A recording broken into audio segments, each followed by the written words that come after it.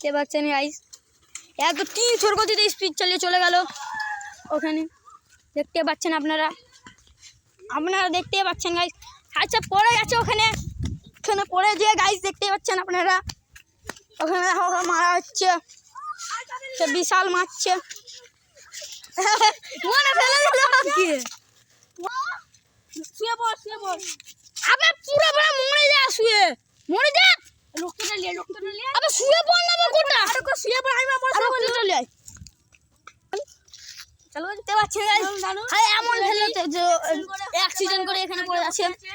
Accident 300 চালাচ্ছিল, তাই জন্য ওকে মেরে এখানে ফেলে দেওয়া হয়েছে গাইস। দেখতে পাচ্ছেন রক্ত পড়ছে গাইস, ও মরে গেছে।